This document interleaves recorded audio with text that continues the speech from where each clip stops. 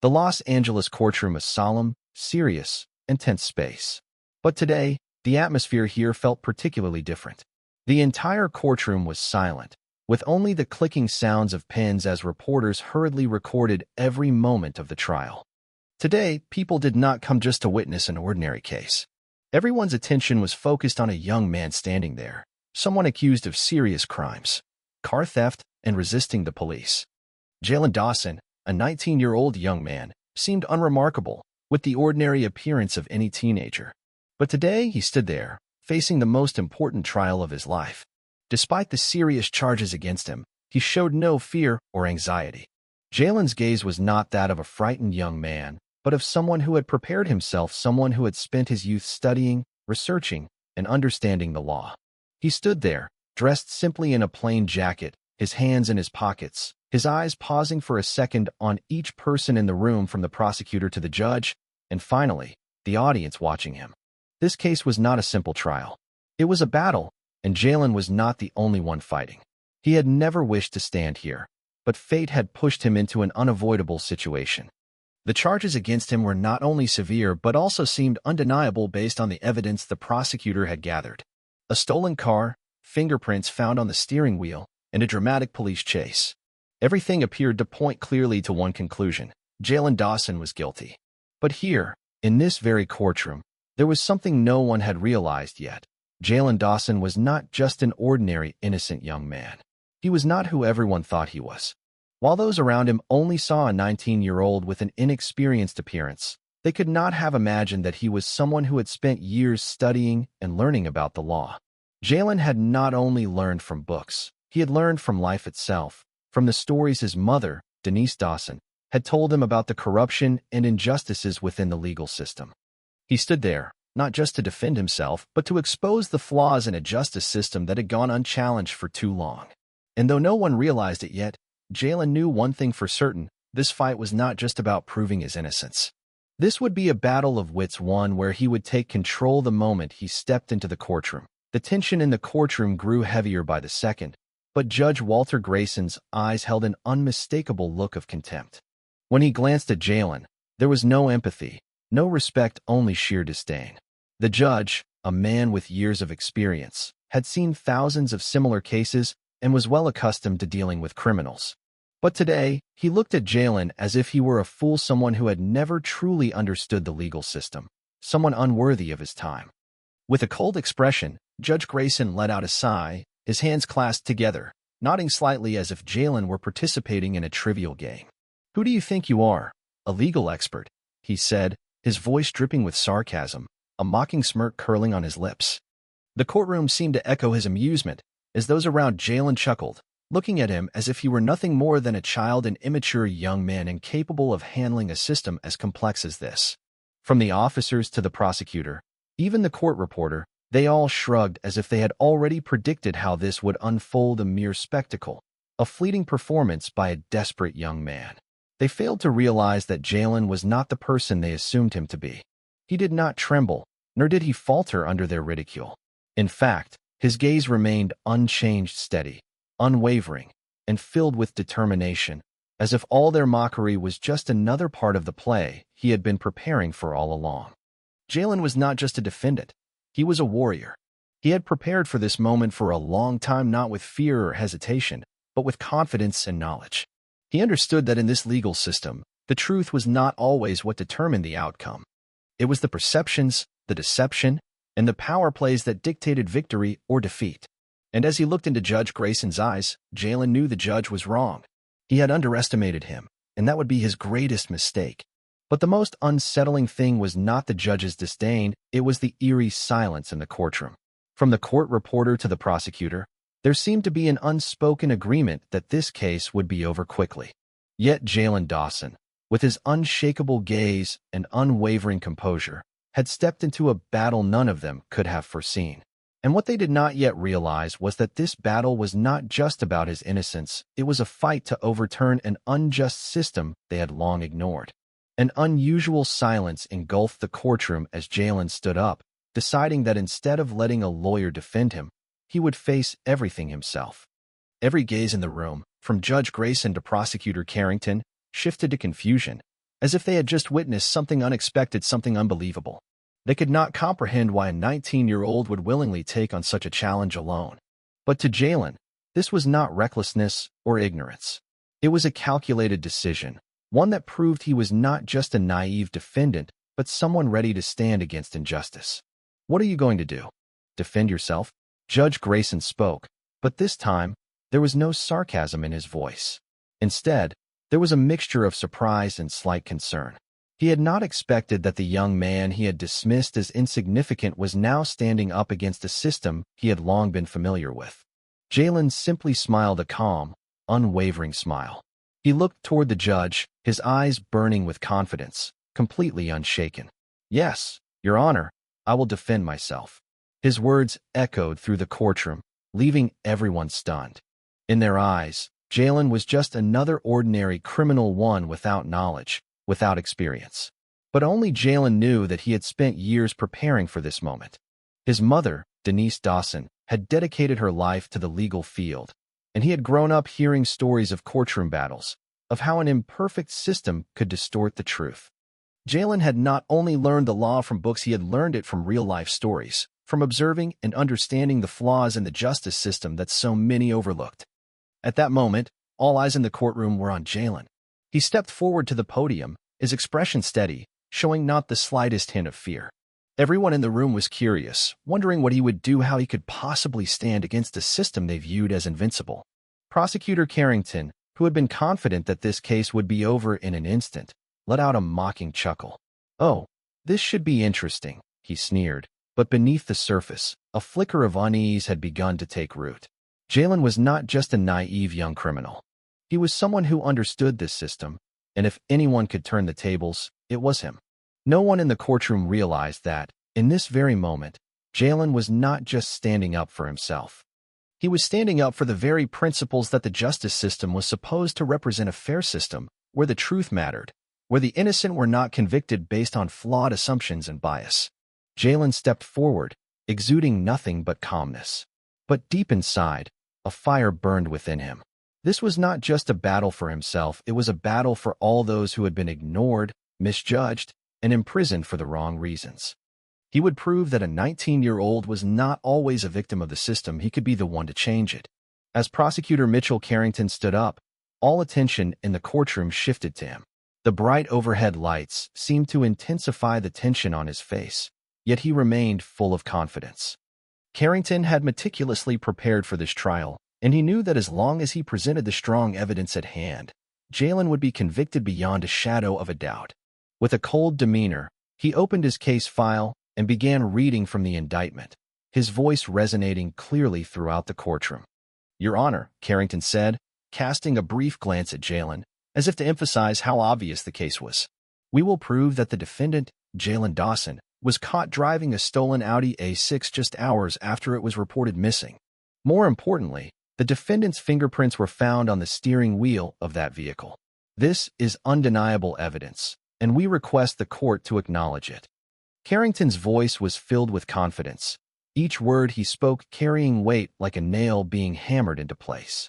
Anyone in the room could sense that he believed victory was already in his hands. It was an indictment that seemed nearly impossible to refute.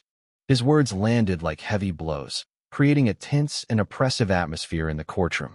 The entire room fell silent, and those present exchanged subtle glances, silently agreeing that the evidence was overwhelming. But Jalen remained unshaken. He stood still, his eyes bright and unwavering, showing no sign of distress. He knew that this was about more than just a stolen car. He was not merely the victim of a simple misunderstanding. He was facing an entire system that, in many cases, was too quick to draw conclusions and overlooked crucial truths. Fingerprints on the steering wheel? Perhaps, but that was not proof of guilt. That was the way the prosecution saw it. But Jalen had a plan to dismantle their assumptions. In his mind, everything had an explanation. He had not driven that car. He had not stolen it. Yet, the way Carrington framed the narrative, no one in the courtroom would realize the truth unless Jalen stood up and defended himself. He recalled the long nights spent with his mother, studying past cases, analyzing every detail, every piece of evidence, and learning the critical lesson that sometimes a single overlooked fact could change the outcome of an entire case. Fingerprints were not always proof of wrongdoing. People like him had been placed in situations where everything could be misinterpreted. He had never imagined he would one day be on trial himself, but now he knew he had to stand his ground.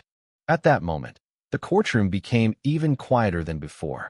Everyone was waiting for Jalen to respond to the accusations. Carrington remained standing, his expression smug, convinced that he had done everything necessary to dismantle his opponent. But Jalen was in no hurry.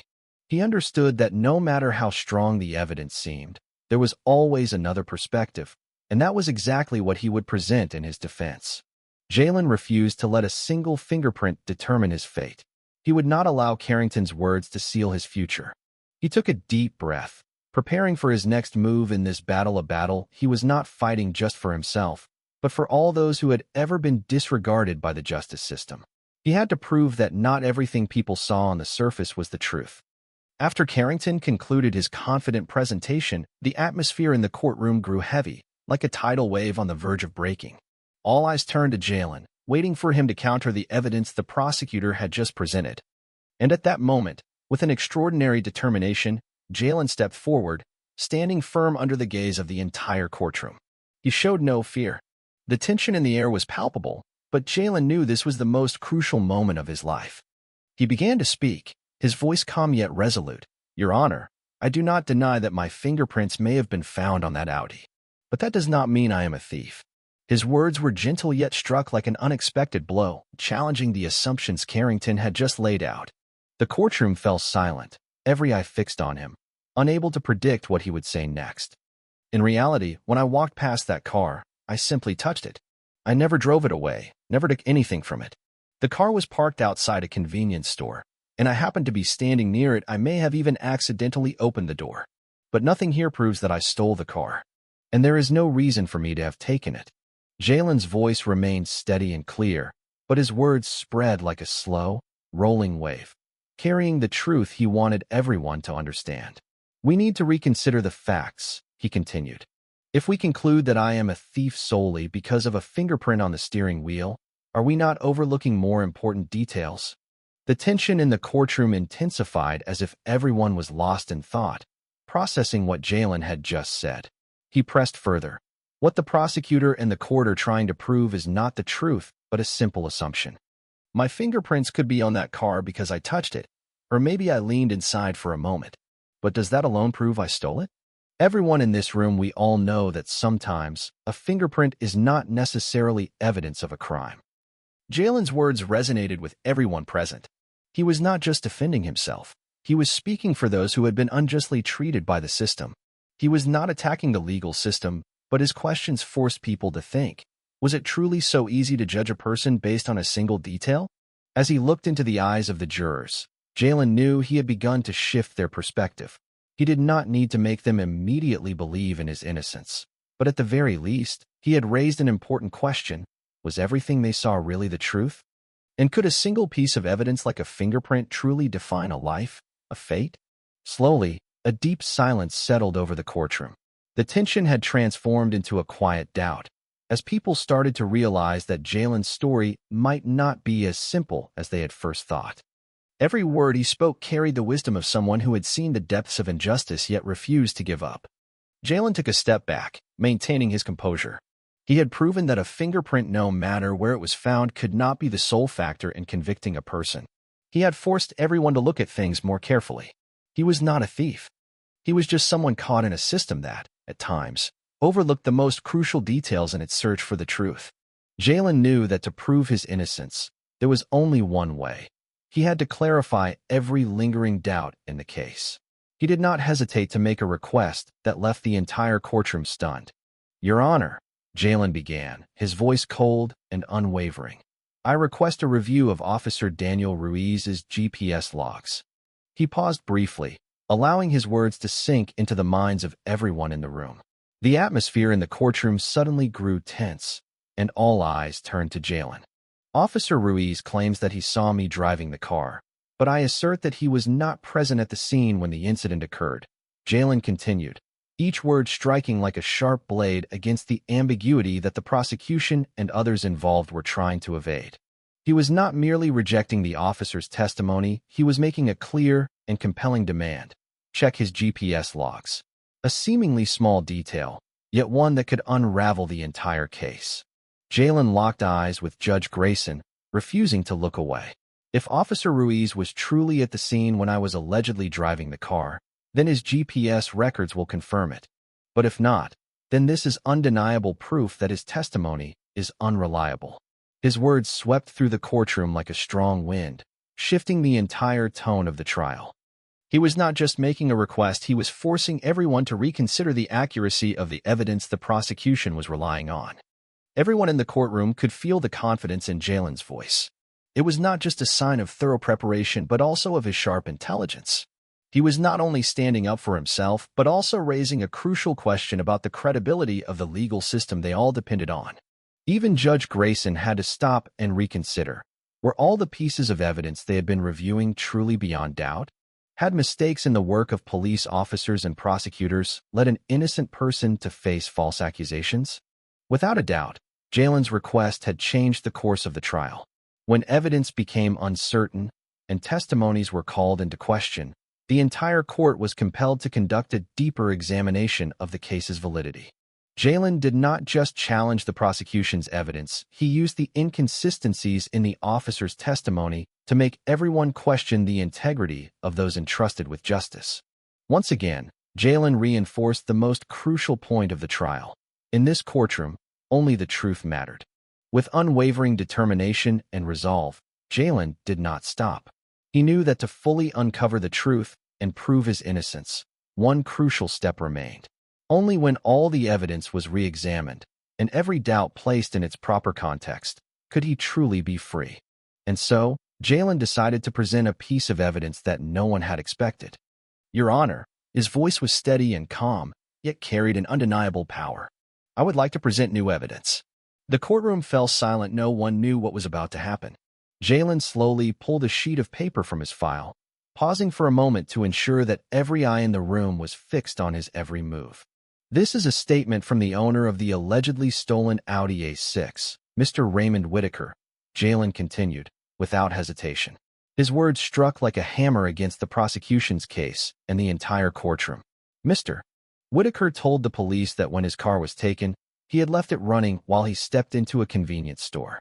A child jumped in and drove off, but it was not me. He even described the child as a white male. A wave of shock rippled through the courtroom. From the spectators to the jury members, astonishment was evident in every face. Seizing the moment, Jalen raised the statement from Mr. Whitaker high, ensuring that everyone in the courtroom could see it clearly. "This is a copy of the original police report, yet it was overlooked by Prosecutor Carrington and the parties involved," Jalen declared, his voice firm, devoid of any doubt or fear. "They did not include this statement in the case file, even though it provides clear evidence that I was not the driver." At that moment, Judge Grayson furrowed his brow, lowering his glasses and studying Jalen intently, as if he had just realized something crucial that no one had noticed before. Jalen's revelation shattered the seemingly solid foundation that the prosecutor had built. This was not just an oversight in presenting evidence, it was clear proof that key information had either been neglected or, worse, deliberately concealed. The courtroom was now eerily silent. Every gaze turned toward Prosecutor Carrington, who struggled to maintain a composed expression, but the unease in his eyes was unmistakable. Jalen's words were more than just a rebuttal to the charges against him. They were a direct attack on the integrity of the entire case. Jalen was not merely fighting for himself. He was fighting for justice, for transparency within the legal system. For the first time in this trial, Prosecutor Carrington and everyone present were forced to confront the truth they had tried to suppress. By revealing Mr. Raymond Whitaker's crucial statement, Jalen had not only changed the course of the trial, but had also created a dramatic turning point. He proved that the truth is not always presented clearly and straightforwardly. It must be sought out, uncovered, and defended at all costs. And Jalen, a 19-year-old young man, had done just that, defying all expectations and the prejudices placed upon him. Just moments ago, Everything seemed to be unfolding in a direction that Jalen could never have anticipated. When he made his statement, a tense silence enveloped the courtroom, forcing everyone to pause, reflect, and reconsider every detail of the case. But this was not merely a shift in momentum, it was a revelation so significant that neither the prosecutor nor the judge could ignore it. Jalen continued speaking, refusing to let anyone overlook the truth. He locked eyes with Prosecutor Carrington, who was struggling to maintain his composure, though the flicker of uncertainty in his gaze was unmistakable. As I have stated, Mr. Raymond Whitaker, the owner of the Audi A6, testified that his car was stolen while he had left it running outside a convenience store. And the crucial detail is, the actual thief was a white male. The entire courtroom seemed to freeze, and each of Jalen's words struck like a hammer against the heavy silence. That statement was like a key shattering the final lock on a chest full of doubts. Why was there a contradiction between Whitaker's testimony and what the police and even the prosecutor were presenting? Why was there such a stark difference in the suspect's description? This forced everyone to reevaluate their understanding of the case. Hadn't Officer Daniel Ruiz previously confirmed that Jalen was the one driving the stolen vehicle? And yet, now, a key witness, the car's owner himself, was stating that the thief was someone else, a white male. The inconsistency in the evidence and the testimonies from law enforcement officials was undeniable. Suddenly, everything became uncertain. This was no longer a straightforward case. Jalen did not stop there. He pressed further, exposing the weakness in Officer Ruiz's testimony, the very statement that claimed he had seen Jalen driving the vehicle at a specific time. I could not have been the thief, Your Honor, because Officer Ruiz's testimony cannot be trusted when Mr. Whitaker has already confirmed that the real thief was someone else. His argument was sharp and logical, compelling everyone in the courtroom to question whether the evidence they had relied upon was truly credible or had been manipulated. Mr. Whitaker's testimony was not just a counterpoint to the charges, it raised critical questions about the accuracy and fairness of the evidence collection process.